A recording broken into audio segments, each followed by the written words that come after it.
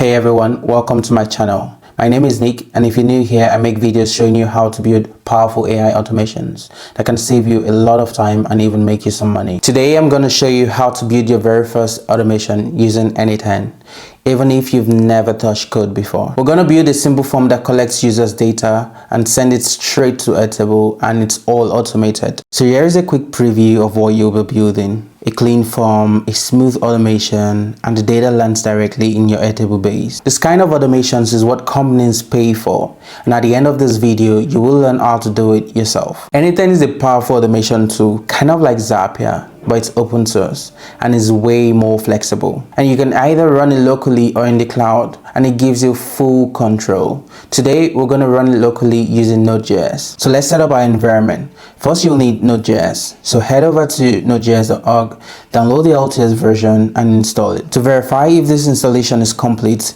let's run this command in our terminal, node-v. So this is going to tell you the version of the Node.js you've just installed. And we're going to run this command npm-v. This just gives us the npm version we're currently using as well. Once that is done, we'll install n8n using this command. So this starts the n8n editor in your browser.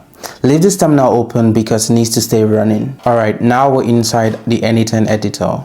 Let's build our first automation. So now you can click on this button right here to create a new workflow. And you can give it any name you want. I'll just call mine a simple form automation. Next, click on the plus icon to add your first node. And in the search bar, type on form.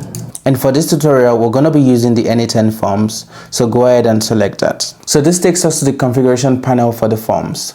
Let us now set this up to collect data from the users. Now under authentication, select none since we're keeping this form open for anyone to submit. For the form title, I will use hotel room bookings. And for the description, I would add something like gets you better comfort. But feel free to write whatever fits your form's purpose. Now let's add the field we need.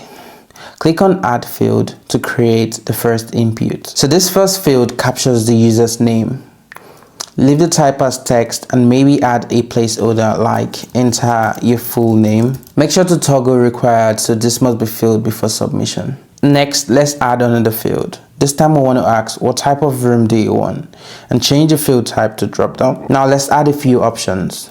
For option 1, we can have single room, and option 2, we can have deluxe room, and option 3, we can have suites. But I'll toggle multiple selections for mine, and don't forget to make this field required too. So this is how your form looks to the end users. I'll fill in the test name and select the room type, and then hit submit. So here is the data n8n captured. You can either view this as a raw JSON, in a clean table, or as a schema. And you can also see the values we just entered, the name and the selected room. So step 1 is done. We've built a working form and we've tested it. So now let's move on to sending these data to Airtable automatically. So head over to airtable.com and just log into your account if you already have one. If you don't, you just create a new one, and it's pretty straightforward. And in your Airtable dashboard, you need to create a new workspace, and then click on add to base and select start from scratch. I'll name mine form submission, but you can give whatever name you want. So let's open it up, and you can start by renaming the first table to something simple like bookings. And in this table, we just need 2 fields to match our form. So the first one is name. So let's rename this default column to name and leave it as a single line text. Next, click on this plus sign to add a new field and name it room. Now that's all we need here. So let's connect this to n8n. To allow n8n to send data into Airtable, we need an access token. So now click your profile icon at the top right and go to Builder Hub.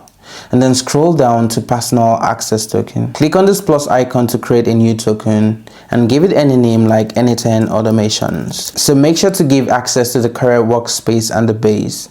And then click on create token. Now copy this token as we'll use it in n8n in a moment. Now choose the create record operation because we want to insert a new data into our Airtable base whenever someone submits a form. Now on the configuration page, under credentials, click on create new and select access token. Paste in the API tokens you copied from earlier.